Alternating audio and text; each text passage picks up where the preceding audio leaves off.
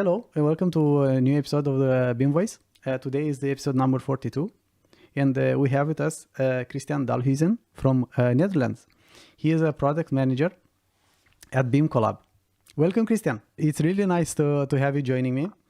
Let's start by telling us a little bit about yourself while you start sharing your screen. Okay. Yeah, well, my name is Christian Dalhuizen, and I'm part of the team at BIMcollab as a product manager. In that role, I assist our development in some of the new features that we could add to our platform for BIMcollab. And I also do consulting for customers and prospects for our products. Very nice, very nice. Yeah, please share your screen and start your presentation. Sure. What I would like to share with you, that we at BIMcollab feel that there is a better way to manage issues in projects, especially with BIM-related issues. And yeah, I have prepared a small presentation to walk you all through this. So yeah, we see that projects every day rely on a structured communication and collaboration to meet all the challenges in construction projects. So we see that multiple teams or multiple phasing in projects rely heavily on people communicating to make a good design, do the engineering or even the construction. And it can also be in a sort of interaction between these two or three phases.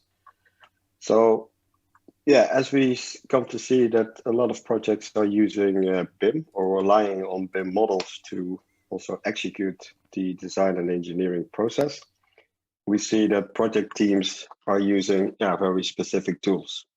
So some could use them for construction or just having them for insights. Design disciplines are using different tools for their trades. And of course, there are a lot of other stakeholders on projects that might want to collaborate or interact or come up with specific ideas, maybe even using virtual reality in the process or data dashboards to have a sort of management level approach to this process, or even have a look at some of the quantities that are involved. So it's all communication. And we see that current tools like Excel spreadsheets, they are quite labor intensive. So review meetings are documented in these sheets. They are sent around, people can comment on those, but it's usually a project team that needs to figure it all out, put it together into one document, and make sure that nothing is lost or placed out of time. And this is not a one-time thing; it happens during the entire cycle of the project. So there's always a sort of risk. Did we forget anything? Did we collect all the most current data together? So on top of that, we see that communication can be hindered by interoperability of issues. So we have different tools, some for modeling the BIM models, doing the design and engineering, and some disciplines might want to check those models for maybe clashes or missing parameters that need to be used in the project. We see that we as an issue coordination and communication platform, is also a very helpful service to actually streamline all the results from checking back to the modeling tools and then keeping that circle going. So how do we achieve that? So BIMcollab is a cloud-based service where all issues can be collected in a sort of repository. These topics about all different types of things that you can come across in projects can be linked to BIM applications using our integrations. So we have over 25 connections already for all the most commonly used BIM tools. And next to that, we also have a application that can validate models on multiple levels. And we also have integrations or online viewer integrations with common data environments to have the same source of information available to anyone on the team. Mm-hmm. If I may interrupt you a little bit, Of course. what do you think is the problem with Excel files and with other kind of communication? Well, I feel that if you need to continuously document everything, you will spend a lot of your time and efforts just solely on that administration part. And there's also, a sort of translation. So if somebody has to rewrite all of the comments in a spreadsheet, things might get lost. And especially if you have a lot of feedback. So having like 50 people on a project all talking at the same time can be quite a challenge. And it's manual labor, so risks of losing or forgetting something are high. Yeah. Sometime, not long ago, I remember reading somewhere somebody writing that Excel is the start and the end of the digitization in the construction industry. And Okay. I completely And agree what do with you that. mean by that? Like another problem that you did not highlighted, what you said, it's huge. It's the most important. Like you need a lot of a lot of work to keep updated everything and to do it to keep it in sync between teams and of course. But like everybody has his stack of Excel files kept somewhere, right? And when they leave a company, like the company is at a huge risk because only that person who worked with those files will, like, it will take a lot of time to understand what the other person tried to do there, right? So Yes, there is a huge there are so many reasons.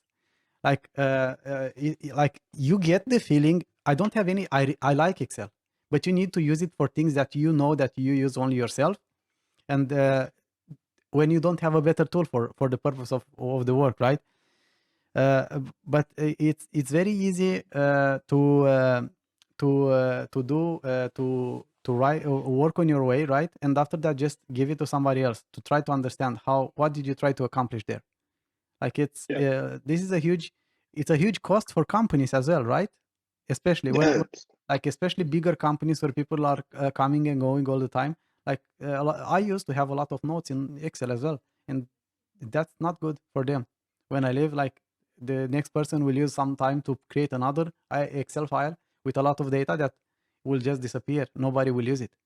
Yeah, and that's I think you're right, and it's almost like you need a separate manual if you are the one who is the administrator of these documents to hand it over to a colleague or if you leave the company. Exactly.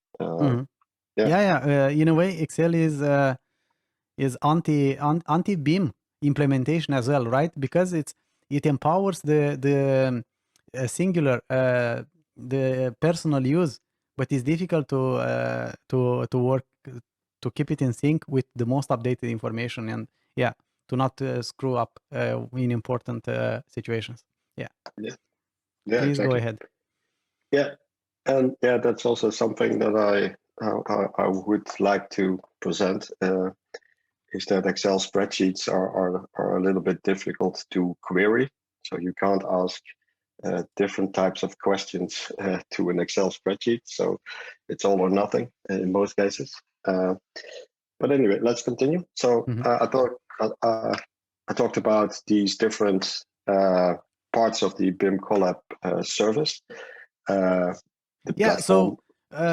Sorry for interrupting you again, but let's clarify a little bit here. You have more products. Like, if I understand correctly, you have the cloud, BIMcollab cloud service, which is the base one, right? And you have, after that, you have these BIM integrations or VCF managers, which are extensions or plugins for the other softwares, right? Where you can install and connect to BIMcollab, and which is a centralized platform, and you can communicate with the other stakeholders, right? Yeah, correct. And BIMcollab Zoom, it's a model validation or IFC file, IFC viewer, right? or model validation, and CDE integrations. Yes. Okay. So there is the main product that has BCF managers and the IFC viewer. Cool. I understood very well now the basic. Product. And of course it all interacts. So it's like more than the sum of its parts. Even though some of the parts can be used separately, but of course, when they all come together, then the actual benefit is taken advantage of. So let me also explain what we consider issues, because that could also differ depending on where you're coming from. And for us, it's an issue is like a topic that people can raise within a project, and it's a sort of digital topic. And that topic has, of course, a sort of number to follow up and to look it up. You have a title that explains the topic. You can have a description, and you can have a status. So is it active, is it resolved, or is it closed? And you can also assign it to people. So you can make somebody responsible at a given time for this issue. But it can also transfer. So you can reassign it to another team member if you feel that he needs to recheck, or maybe he's the one who is better suited for the job. So the viewpoint is where the BIM comes in, because if you create one of these issues within a BIM application, the 3D environment, if you will, then the snapshot that you see on the screen is actually a camera location, and it also has the section planes and components that they can store within. So you can recreate the same viewpoint in multiple software. So if all of those stakeholders are using the same or different software, you can just create one of these views, have an explanation attached, assign it to a team member, and they can start working on it. And you don't have to communicate on which axis it is, on which level, which specific component it is, have lengthy discussions to explain that. No, it's all contained within that single issue that you create. Next to that, you can. Smart. That sounds like a very smart way to handle issues, indeed. Yeah, it's very effective that way.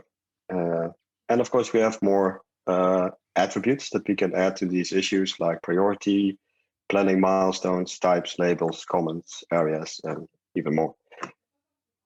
So essentially what you're doing, you can create a viewpoint from one application or one team member. You can share it to BIMcollab, and it can be recreated in another tool. So everyone on the project, independently of what they are using, can have a look at the same information. And there can be, a lot less mistakes or miscommunication on what we are actually talking about. So hopefully people will understand each other a little bit better in communicating this way. So I also want to address that we are built on open standards to a degree that allows us to interact with all of these tools that you see on the screen. They can be downloaded for free for users of our platform, of course. And it also makes BIMcollab a little bit universal for different scenarios. So let's say that you have this combination between Navisworks and Revit, but we can also interact from Revit to Revit, or maybe Solibri to Revit, or Solibri Archicad. So there's a lot of different scenarios where BIMcollab is applicable. And it can even maybe trigger people to use some of our connected applications that they are not using because of a sort of interoperability question. So you can communicate all kinds of viewpoints and issues between all of these different scenarios. So like I said, we're based on open standards. So if there is no direct integration, people can even use the Building Smart definition of BCF to export and import to our platform, and essentially also join the collaboration that way.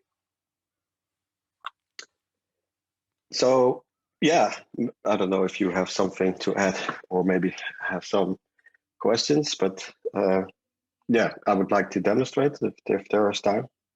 Sure, of course. I have many questions, and not necessarily only about BIMcollab, some about you, how you work at BIMcollab, how long did you work, and more. But we can talk that after the demonstration.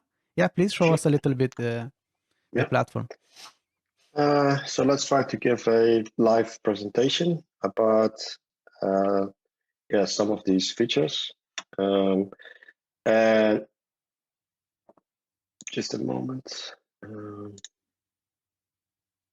So what I would like to show you is that this collaboration or communication is actually a big help to different roles on projects. So a project leader can set up the project for his company or his task, add the specific project issues, the way that you communicate on the project, and they can invite the team.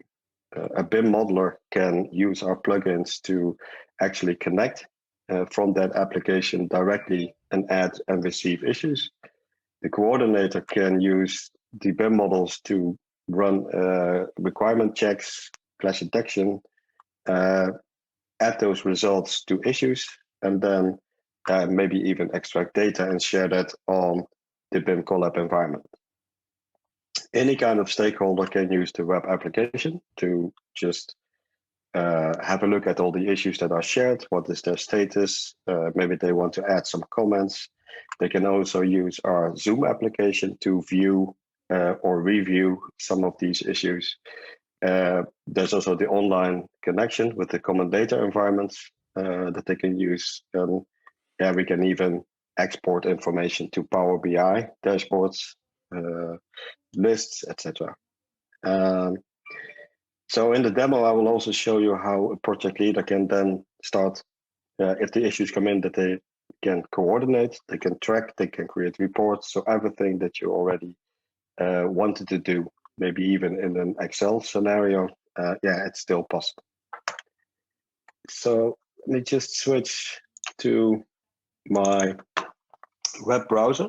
So a BIMcollab Cloud can be accessed from any browser. So you can log in if you have an account there, and you can join a project. So I have an empty project right here.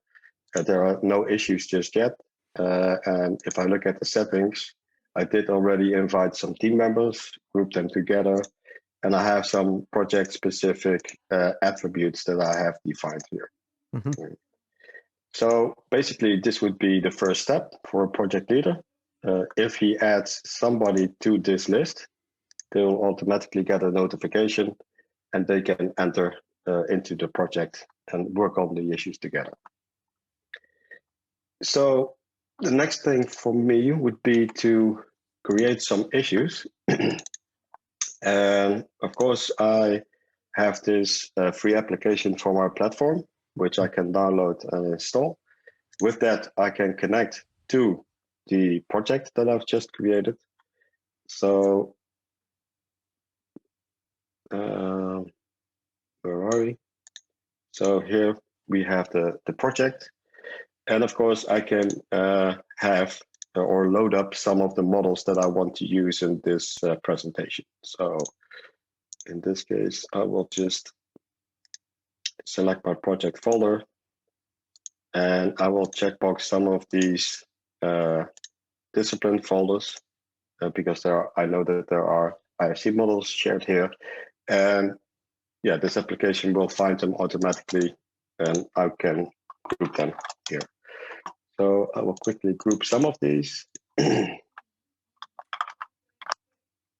And I can use this later on to very structuredly run a requirement check or a validation. So in this case, this would be MVP. So if you want to work with these models, just load them from the correct folder. The folder can also be shared like OneDrive or a connected folder to BIM 360 or Trimble Connect. And once loaded, I can review all the data. I can select elements to see all the information that is attached from the BIM application here. And I can also combine that with other disciplines to have a sort of review here. I can do that manually, but I can also automate some of that process. So now you can see that we have MEP discipline together with structural, so I can navigate freely. I can create section boxes to maybe cut through the model to get a good sense on how it is set up and how the components interact with each other. Mm-hmm. And I can also use some of these tools like Smart Views, which is have like a sort of override that I can run on the models to quickly get a better understanding of, in this case, the systems within this this model. So if I'm not satisfied with anything, I can right-click and even select components to communicate. So in this case, I will just write band dot inside wall, and yeah, once created, I can share that with the rest of the team. So if I were to reset this, you can see that the camera position and the element is attached, so I can have a conversation with other disciplines. So if I know the person who should be solving this, I can just select them from a drop-down list. Mm-hmm. So in this case, the MEP engineer, maybe write a comment on what to do, and then save that and communicate that by syncing it to the cloud. So the system does the interaction. So the person assigned can have a notification email, jump into the issue, and start solving this issue. We can do also other things. So if our model needs some specific values to function properly in the process, I can have a check on maybe some missing parameters like fire rating or elements without a classification. And it's very visual to see which elements are missing those specific properties. And of course, if I want to create issues and assign that to modelers, I can just simply add them here.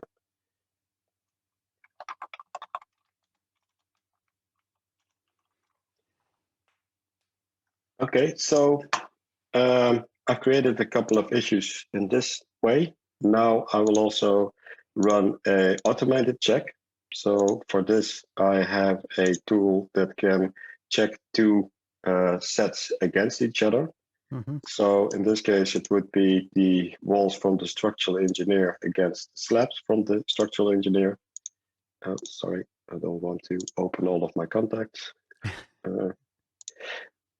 So yeah, you can have different types of grouping and visualization. So if I run this, it automatically finds intersections between different types of elements. And I can create issues from them. Mm-hmm. But there are quite many, so 282. So I also want to investigate. So I can have a sort of schematic view that shows me the intersecting volumes to have a good understanding about its severity, if I want to raise it at all. And I can also group it in different ways. So now I have grouped multiple issues that are actually similar into a level from a specific model, and reduce the number of issues. So I don't want to create 282 issues this way, and that would be also a lot of work for a modeler to fix. So I will just report these 6 issues with like 200 clashes inside. Again, I can use the fields that were created online by the project leader, assign it to that structural engineer, and then generate these on the platform.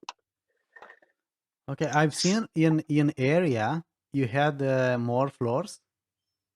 Did you customize that yourself in BIMcollab Cloud, or is that something that came automatically in the model?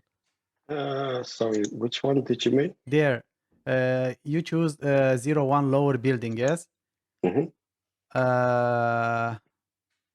Is it possible to customize after floors? For example, if you want to see only the issues from floor 1 or from floor 2, Yes, you can. which is the best Essentially, approach for that? well, there are multiple ways. Of course, this is a digital issue, and it can be filtered quite easily. So we have a filter here that can actually filter all specific areas. So if I wanted to view only issues from the lower part of the structure, I can just filter it out, and I can focus on only those issues. If you want to have more information, you can just upgrade the area parameter here and add or decrease the number of areas that you define on your project. Okay. And then you need to assign that area to the elements, right? You need to select all the elements from a floor, for example, and assign that area, right? Well, it's not so much that you designate them or assign them to elements per se. It's more about, and I can show you here that I now have multiple issues online, and these can grow as projects progress. So some might have 1,500 or maybe 50,000 issues. Wow. And if you want to localize them, you can use those area fields to quickly display only the issues that pertaining to a specific area on the project. Can you do that in the BCF manager as well, in another software like Archicad, for example? Yes, so I can show you an example of another modeling tool. So if I take on the role as a modeler, I have the free download of the plugin, and I can access it directly from within this software. So I don't have to go outside or have to open simultaneously. Yeah. So I can log in, as in this case, I will be the role of the structural engineer. Yeah. And of course, I can connect to the project in the cloud to collect all of my issues. So there we go. I have a lot of projects. Yeah. So I've selected that, and as you can see, it now directly retrieves all the issues from the entire project. Yeah. If I want to filter only the ones assigned to me, or maybe from a specific area, like you asked, I can also filter for that. So in that case, I can also check if issues are assigned to me. So no issues assigned. So if I was a project leader, I think I used the wrong value. Just a moment. I made a small mistake. It's about created here, so I need to have this one. So assigned to. Yeah. So as you can see, they are these are the issues that are assigned to me. And this is the interoperability part. So the viewpoint was created in our application separately from Revit, but I can still recreate the same viewpoint, and the elements can be isolated. So it's very easy for the expert modeler here to quickly select all the instances that are communicated here, even report back. So you have that feedback loop on these issues. I can even add a new image from this application, and I can change the status, which is also changing the color to make it more identifiable. Yeah. And as a coordinator of the project, you have the dashboard to view all the latest changes that people think. So as you can see, there was this change, and there was this picture added, and viewpoint, of course. And yeah, it gives me complete control over all the changes. And of course, you have the overview to guide you as well. Nice. So then it's nice to have a quick workflow between modeling and checking, for example. Mm-hmm. Yeah. And then would also like to refer to that circle in the presentation, that we can have a modeler creating models. It can be checked, the results are communicated, they can be retrieved by the modeler that they are assigned to, they can report back, they can be rechecked, and so the feedback loop is closed. And also it decreases the time to solve all of these issues.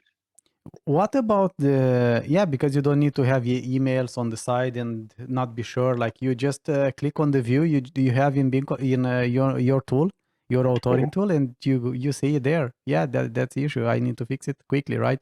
It definitely saves a lot of time. I see you have reports there. What can you do with reports? Yeah, well, reports can still archive Excel spreadsheets. So the information can still be the old-fashioned way, let's call it that. So if you still want to communicate this way, yeah, you can automate that. And essentially, it already saved you all of the administration part, because it's actually it has become part of the process. So the system does the documentation for you.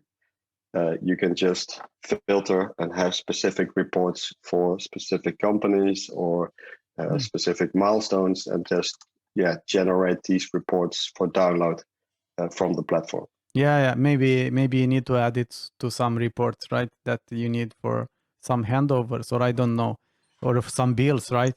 But maybe it's better to just print it as PDF instead of using Excel, as we already bashed Excel. But there might be some use cases, of course, where people might need Excel for more flexibility afterwards. But like you said, it's happening after the everything else, right? It's just how do you use it, just to visualize. And cool. So, but essentially the reporting becomes less viable for the communication itself.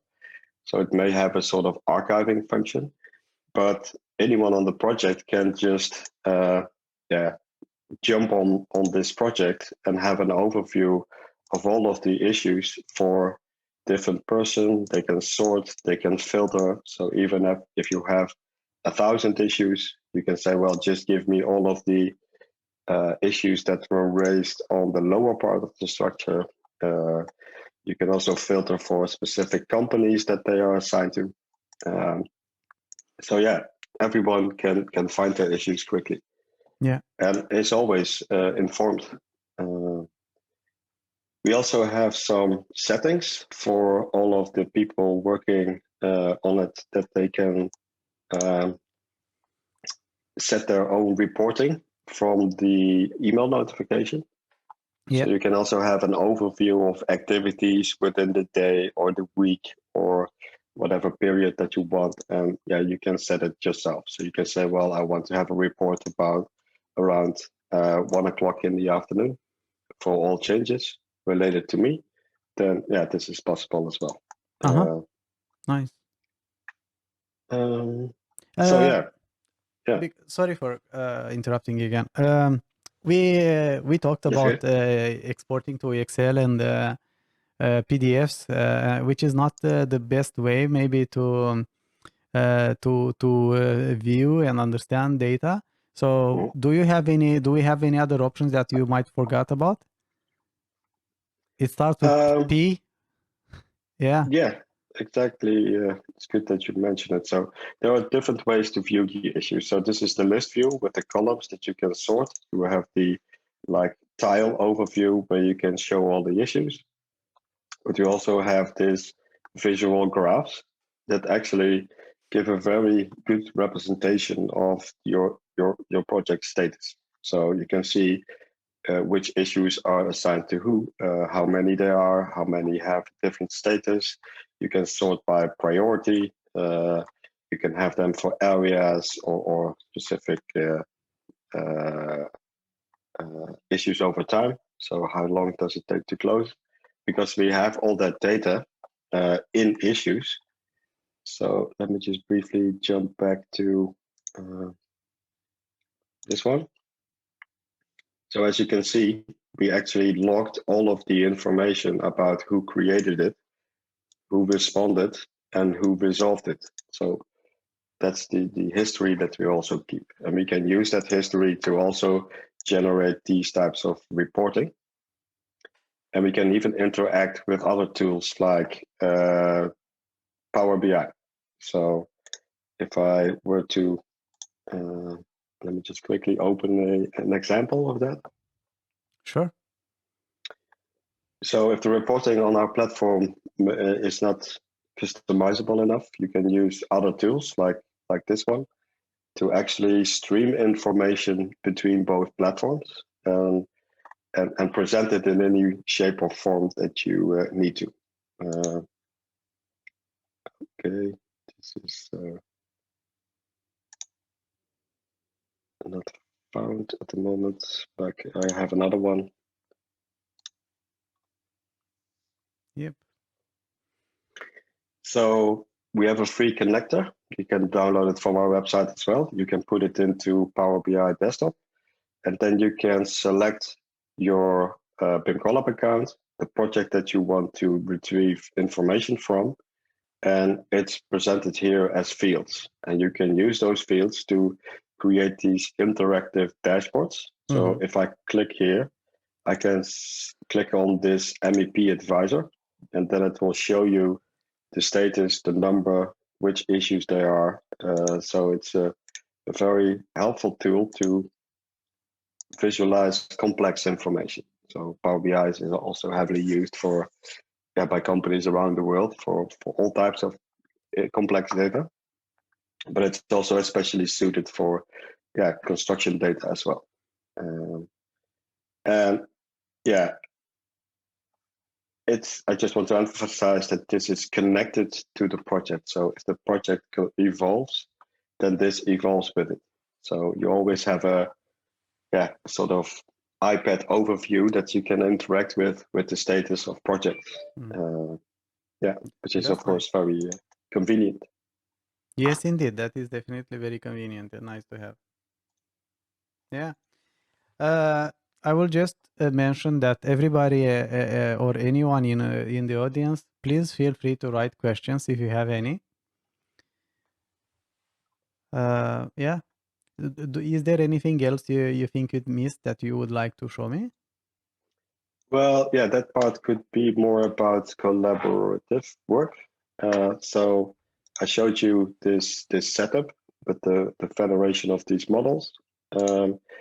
I can also link that to the BIMcollab project so that people using this application can transfer the location of these models with each other so that everyone looks at the same project folders and information. But they can also drag and drop their own created requirements to the shared folder so that other people can run these color overrides or these smart views themselves to actually check on their own models. So a coordinator doesn't need to check every model that comes in. You can also give other stakeholders this option. And it also can be done for our clash rules. So if you have a sort of setup that other models should adhere to, you can also assign them and have the structural engineer or the architect run that himself. And another collaborative feature is our list feature. So I can create list sets that very structuredly can collect information from different elements. It's very easy to filter. You can even have a sort of interaction here. Another promising part is that we can share these results with other Zoom users, but also this information is pushed to the project. So if I go to this list page, you can actually see that the walls that I've just run are now pushed here. So people can work with these numbers. And of course, the project coordinator can refresh these if the models are updated. So yeah, any type of information can be shared this way. Let me just leave you with this example of collecting and grouping spaces, which is always a complex thing, especially in large projects. So currently I am adding the architectural files, which contains the rooms. Sure. And when that's done, I can show you our pivot grid approach. So in this example, I have a filter that filters out all of the spaces. I can select some of the properties that I want to list. And by running this, I can use a sort of a pivot table approach. So let me just show you. So here I have all of the attributes, which are listed now in these columns and rows. I'm counting some of these columns, and they are represented here. But if I want to drag some of these from row to column, you can see that they are sorted differently. So you can see all the rooms inside one of these apartments.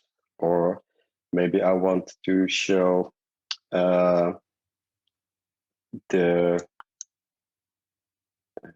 specific categories below this. So there are multiple ways of grouping this together, and even have multiple values there. So now you can see all of the apartment types,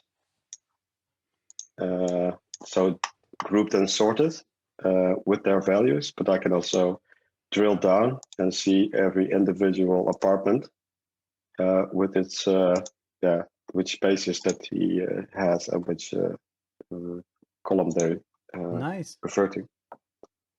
And also this is shareable to our platform. So someone else can also see this list, see which build numbers belong to a specific apartment types and the numbers that they represent.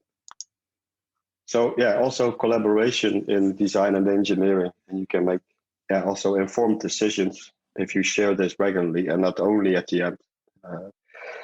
So having that direct line also for these quantities or data, it could be very beneficial for the project, we feel.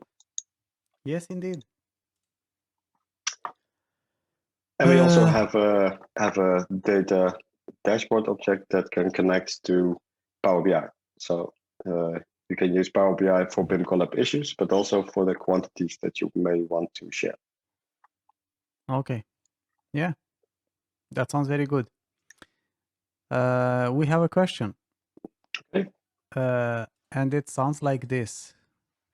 I would like to visualize PDF plans inside the BIMcollab Zoom for managing. Is that possible? Well, at this time, we only support IFC files and laser scan data. So it's a fully 3D environment, if you will. That also is, has a sort of direct link to the format that we use for issues, which is basically PCF, like I mentioned earlier, and it does not support 2D documents in that issue workflow. So for now, I'm not saying that we won't maybe add this in the future, but just focusing on this issue assignment and not so much on archiving more data that way. We don't currently support the PDF combination. Yeah, that makes sense.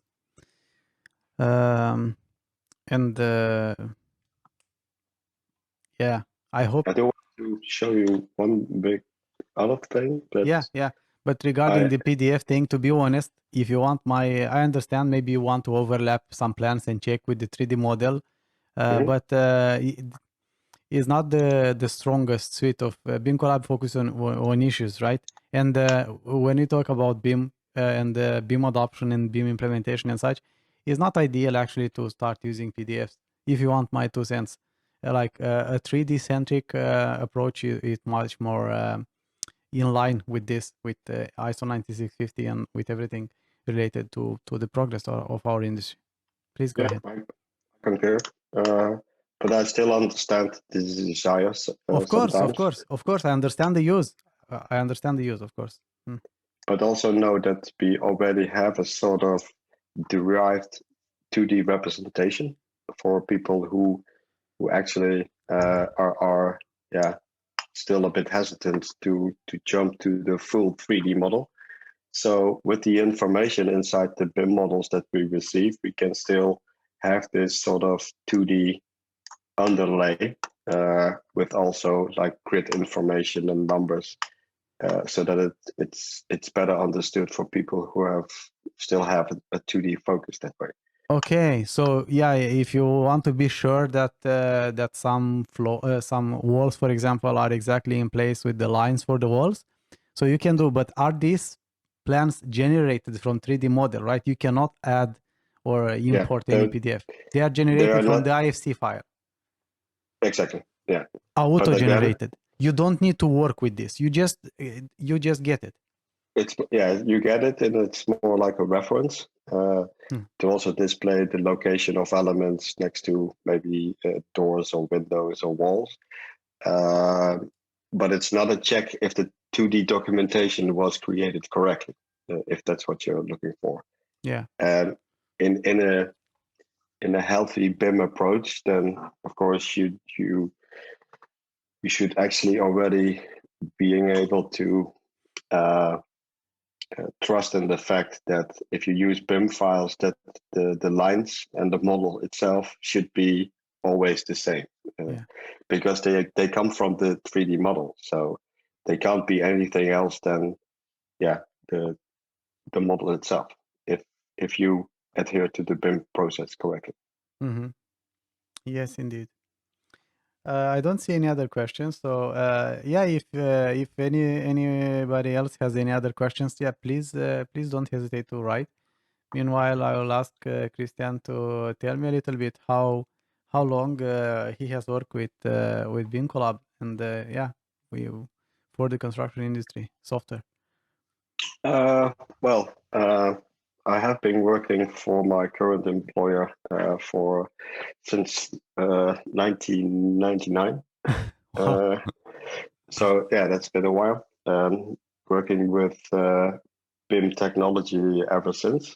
For BIMcollab, I was also a part of the initial release. So in 2015, we released BIMcollab. So it's 6 years ago.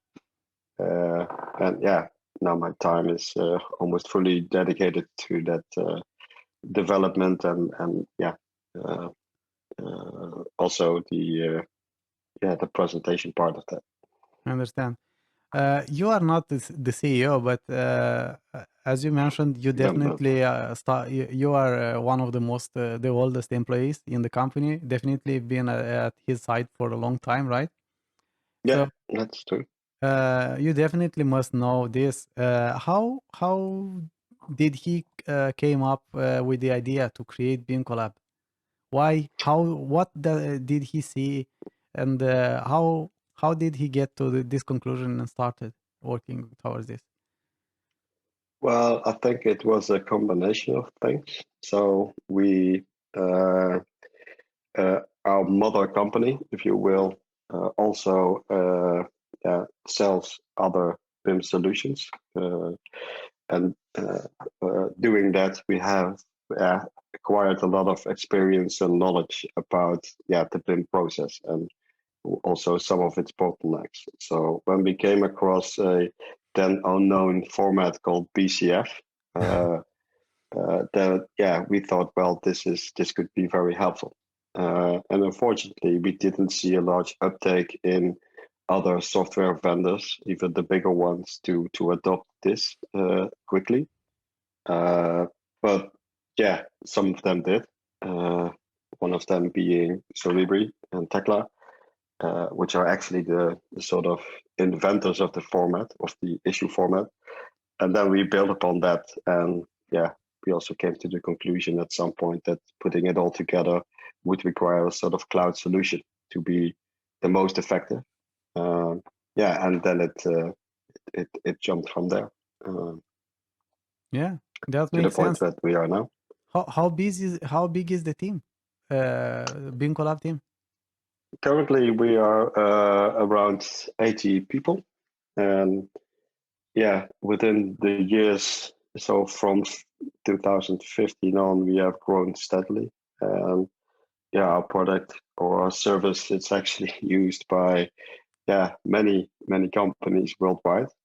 So over 50 countries. And I think I can't give you an exact number, but I know that more than 1,500 projects are run daily with the help of our services. Wow. From compact projects to the crazy large ones. We are very proud of that growth, and especially the feedback that customers give about its effectiveness for them. That's very nice to hear. That's very nice. And it's also very nice that like what can be better like just to just approach the one of the biggest issues in our industry. Like this is why I like very much this product because it tries to destroy the silos in our industry and get people to work together, because this is one of the biggest challenge in our industries. You have so many stakeholders and it's so difficult to communicate and be effective, right? And this is something that BIMcollab does very well, putting people to work more effective and better together. Yeah, that's our goal. I think I think it does not take much calculation to identify that if people speak better to each other, communicate, and they understand each other, that the end result will be faster, better, and less risk involved or faults that need to be fixed in other phases. Yeah. If only could just recognize this and be honest about this more often, because there are people, and me myself definitely have been at some point, maybe it's difficult to understand between colleagues as well if you don't have a very clear represented mission. And it happens a lot, like in the same company, in the same team, like to have the impression that you understand exactly, but actually when you put it on paper it's a little bit different, or when you put it in a 3D model or in a drawing. So this helps a lot eliminating these threats to communication. It's very, very nice. You said there are over 50 countries. Is any like you are from Netherlands, and I assume that it's most popular in Europe, this product, or there are countries in other continents as well? Well, it's true that Europe has a sort of leading role here. Also, when it comes to taking advantage of open standards and interoperability. There's also quite some progress on national levels to create or adopt a sort of standardized BIM approach that not everyone builds their models in a different way, and this all helps. But I think that other regions are quick to pick up on this, and that the knowledge is the effectiveness of doing this correctly or in a streamlined way is picked up quite quickly. That's also something that we are proud of, that we are also sharing our services and our way of working to parts where I myself might have thought, well, it's maybe too immature, but again, they can that's maybe also the benefit of being second, that you don't have to make the mistakes that other leaders are making, and just reap the benefits of lessons learned in other regions. Yeah, that's a very interesting and smart way to look at things. Yeah. And what I would also like to share to people listening is that we provide the technology, but BIMcollab is a collaboration platform, and collaboration is only as strong as the people who are actually working on it. So one aspect to consider is that even though people might realize that this is a better way, in the construction industry, people are also a little bit bound by their history. So having that email, that screenshot, or that telephone call in the background is very appealing still at some points of pressure. But yeah, also knowing that everything is documented for yourself as well, if you do it through BIMcollab, in the end will save you a lot more time than just doing that quick phone call and making that one-on-one decision that other people on the projects may not be aware of. Could be quite damaging, actually, to the overall end result. So yeah, it's Yes, of all course. also about change that way. Yeah, Change. you touched a very sensitive point, and with with other words, you just said that it's a big challenge for BIMcollab as well to be mass adopt. The culture is a big challenge, and not only for BIMcollab, for BIM adoption and for everything BIM related, and for everything um, that stops us leaving behind the old ways of doing things and just jumping on the new tools and use them wisely, right?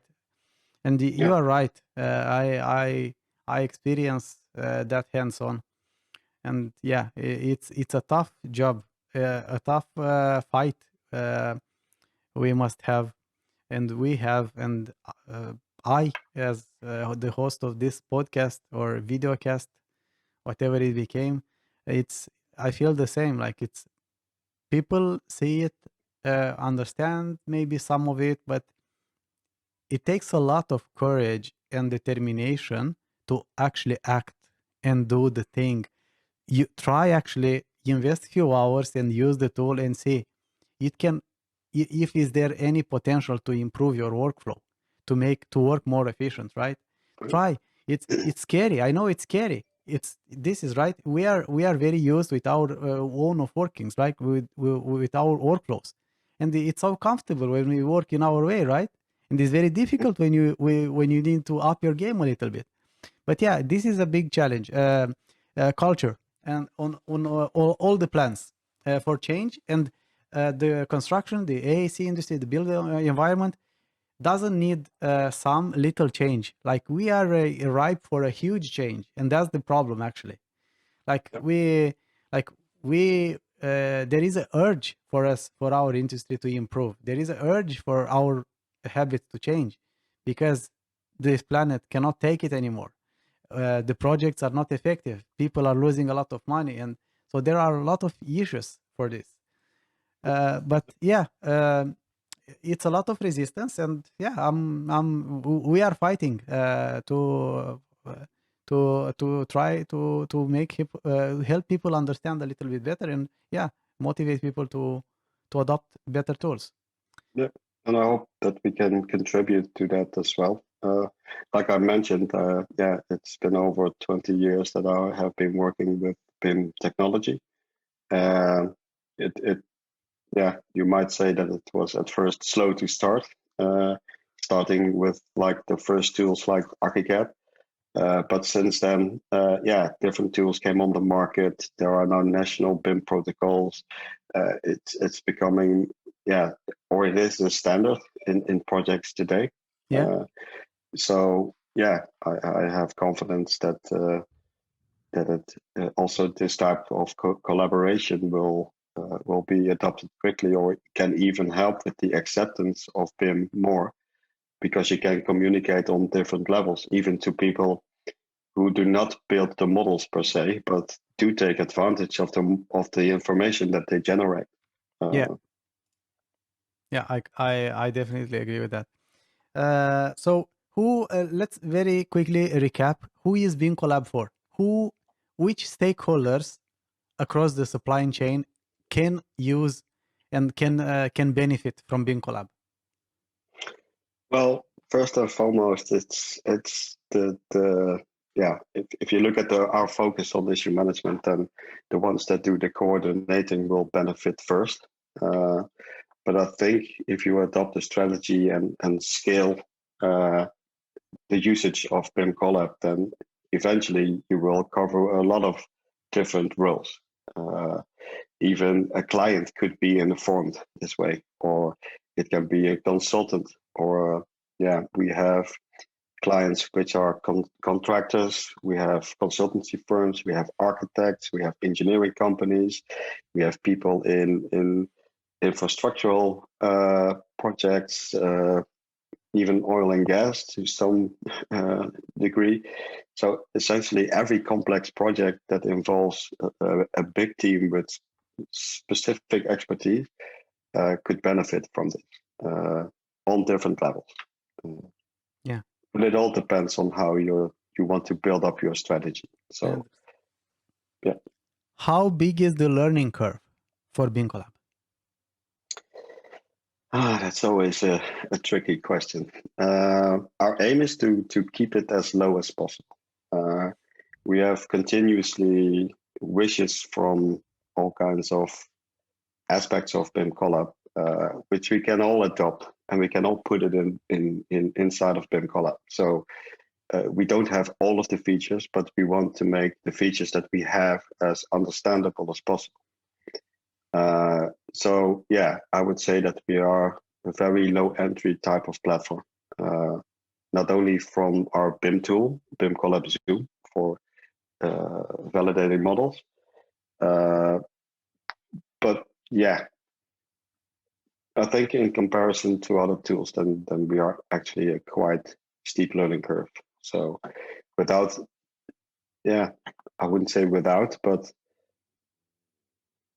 yeah, I could say without. Without formal training, you are able to adopt either BIMcollab issue management or even our BIMcollab Zoom model validation tool. And I think that's quite a feat. To see people use our product without formal training. Of course, they can become experts with a training. I'm not saying training is not necessary, but yeah, it doesn't take a full days or 2 days of training to be able to work with it. Yeah. You can you can be functional without intense training. Yeah. That's very good. That's very good to hear. How can somebody, like, do you provide any free trial or something if somebody would like to try your product? What should they do? Well, if you want any type of information, including maybe a free trial, you can go to our website. So our website is www.bimcollab.com. You can read up on what is BIMcollab. We also have a support section with help center topics about what it takes to get started. And also on that support page, you can download the free versions of Zoom, any of the plugins. And if you're interested in the issue management on the cloud, you can even start for free with our free subscription. So it's actually a sort of limited version of BIMcollab. But if you intend to use it further, there's a very good scaling option since we're also software as a service. So you can start low, but you can grow in users or functionality whenever you reach that point. So there's room from the small company, starting company, to the global enterprise customer. Yeah, nice. That's nice to see. How can somebody contact you directly if they want to ask you something? What's the best way? I think again, go to our website. We have a free consultancy and demo offer, so you can book directly from our website with one of our consultants, including me. That can have a look at just the generics, or maybe a sort of focused on your company, see where we can improve and which type of setup or account would suit you the best. So yeah, there are multiple ways here. Also, I would like to point to our global partners. So we have collaborations with different companies globally. Of course, we have a global reach, but we also want to assist our customers with local language, localized knowledge. So across here, you will find all kinds of subsidiaries, or it's business partners of BIMcollab and sales agents, if you want to have that conversation in your own language. And again, you can also set up a demo with us from our website. Yeah. If needed. Amazing.